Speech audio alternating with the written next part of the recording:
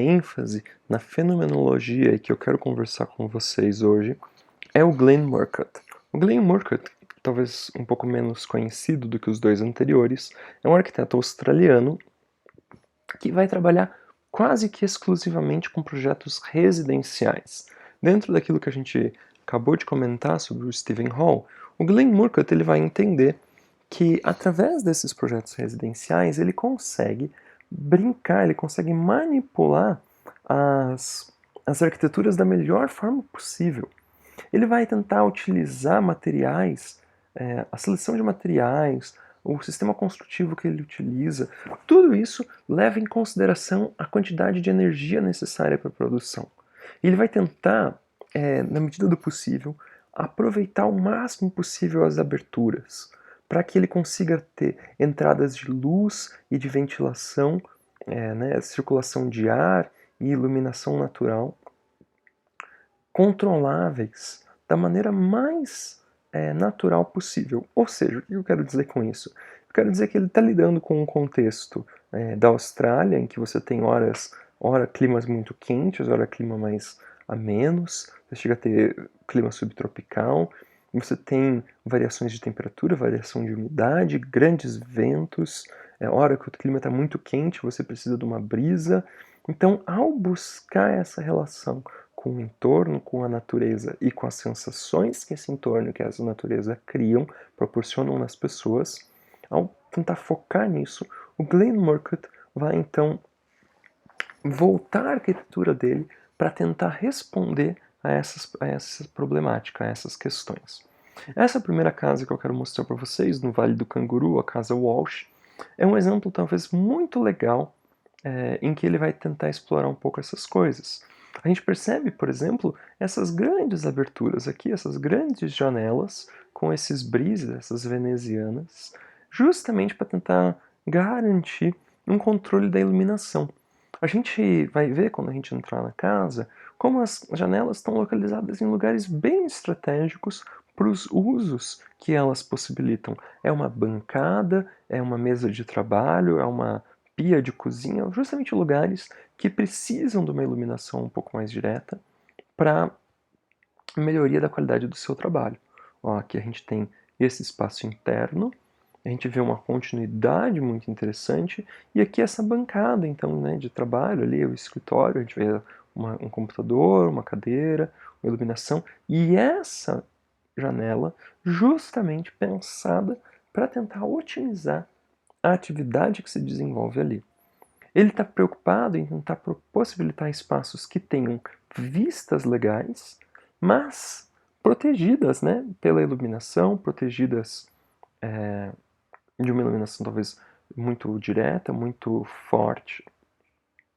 Existe uma relação entre o entorno e o interno e o externo na obra dele que são muito legais. Eu particularmente gosto muito desse croquis e eu acho que ele pode ser explorado em diversos aspectos diferentes. Talvez uma das primeiras coisas que chama atenção é um desenho que é feito, ele faz algumas correções de projeto no dia 26 de dezembro e ele revisa o desenho no dia 31 de dezembro, ou seja, o cara estava trabalhando ali até o final do ano.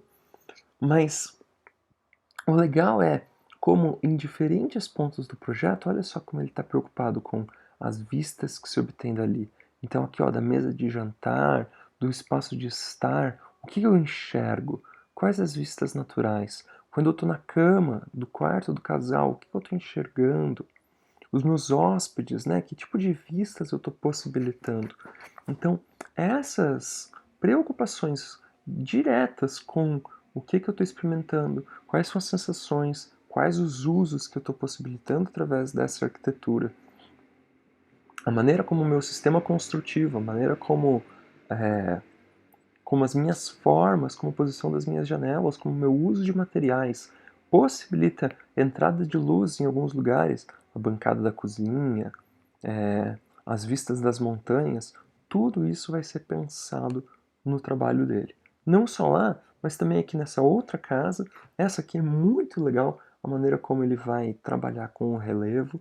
É uma casa então que está inserida num lugar de um declive muito grande. Para acessar essa casa você precisa descer por essas escadas, e quando a gente começa a descer, a gente vê, olha só, essa pedra aqui ao redor, ou seja, ela está literalmente numa encosta aqui no litoral, em Palm Beach. Quando a gente começa a descer essa casa, a gente vai percebendo que ela vai se desenvolver, então, em alguns planos verticais. A gente vai descendo, e conforme a gente vai descendo, a gente vai percebendo a relação que ela tem com essas árvores. Você percebe, ó, algumas das árvores têm o cume delas por aqui, ó. Então o chão está lá para baixo. E conforme a gente vai descendo a casa, a gente percebe a relação que ela tem com essa paisagem, a relação que ela tem com essa natureza e as vistas que ela vai possibilitar dessa paisagem, dessa natureza. Então, quando a gente desceu aqui, ó, a gente desce, a gente chega nesse pavimento. E daqui a gente ainda não tem noção, a gente ainda não sabe tudo que nos espera lá para baixo. A casa vai sendo descortinada conforme a gente caminha por ela. Olha, esse primeiro andar, o andar social, ele se abre para uma vista lá no fundo, que quando a gente desce a escada a gente nem imagina que é isso que a gente vai perceber. Existe uma relação, né, daquilo que está sendo visto, ali a gente percebe justamente essa encosta, esse relevo descendo, né, essas janelas inclinadas que permitem uma vista do exterior, mas controlando a quantidade de luz, a quantidade de calor que entra aqui no interior da casa. A mesma coisa acontecendo no quarto, eu acho essa imagem muito impressionante, né? A proximidade que a casa tem com essas pedras e a vista que quem está ali no quarto tem da natureza.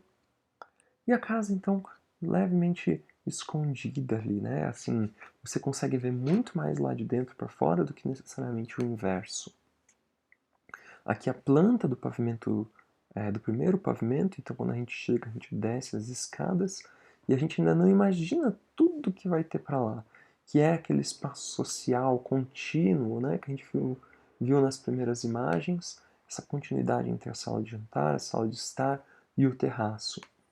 E aí quando a gente continua descendo, a gente percebe que a casa lá, ela vai crescendo conforme o terreno desce, e as áreas íntimas aqui para baixo vão sendo descortinadas nessa paisagem, vão tendo privacidade ao mesmo tempo em que vão tendo diferentes vistas do entorno.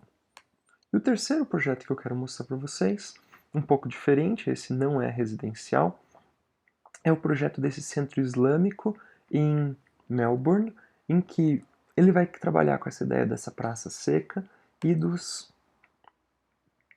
sensações, das iluminações naturais que vão surgir aqui nesse projeto. Olha só que interessante, desde o croquis a gente já percebe a presença desses blocos aqui em cima, que aparentemente parecem muito misteriosos para a gente não sabe o que ele vai fazer com eles.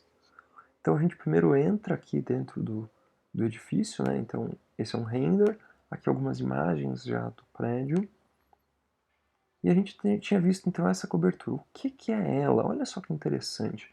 São triângulos em que uma das laterais é vidro, uma das laterais é transparente. Para que isso? Porque o interior de cada um desses triângulos é pintado com cores diferentes que criam esses efeitos internos. Olha só, ele vai brincar então com a reflexão, com essa luz refletida, para gerar os efeitos no interior desse centro islâmico, desse espaço de oração aqui. Então ele está trabalhando com esse material rústico, esse material bruto, que é o concreto. A religião islâmica tem uma série de questões relativas ao não uso de elementos ornamentais, devem ser evitados, por exemplo, figuras representativas, porque elas podem desviar o foco da adoração de Deus. Então ele não vai usar elementos ornamentais nem nada, ele vai usar simplesmente a reflexão da luz na iluminação desse espaço. Então aqui a gente tem um lugar de onde um ponto focal, né, iluminado ali por por essa caligrafia artística bem característica da cultura árabe, mas dentro de um contexto contemporâneo, dentro de um contexto do uso de novas tecnologias e favorecido por esse pátio ali nos fundos que ilumina, né, que inunda esse grande salão com a iluminação natural.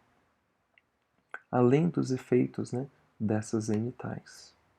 Aqui um corte em que a gente consegue entender um pouquinho, então a gente tem toda uma relação de espaços, né, desde aquela praça lá no começo, a praça central, depois todo esse espaço aqui iluminado por essas zenitais coloridas, até lá no fundo aquele pátio que permite uma entrada de luz um pouco mais indireta, que permite essas diferentes experiências dentro do espaço.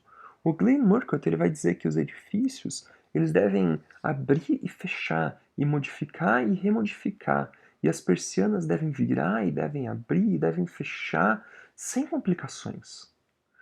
Os edifícios eles têm que fazer todas essas coisas. Os edifícios eles têm que possibilitar todas essas sensações, todas essas experiências. Ele entende que isso é parte da arquitetura. A forma como a gente resolve os níveis de luz que a gente busca, a forma como a gente é, altera as entradas de ventilação, as entradas de luz, essas experiências, tudo isso faz o nosso prédio ser vivo, faz o nosso prédio possibilitar as sensações que ele vai criar.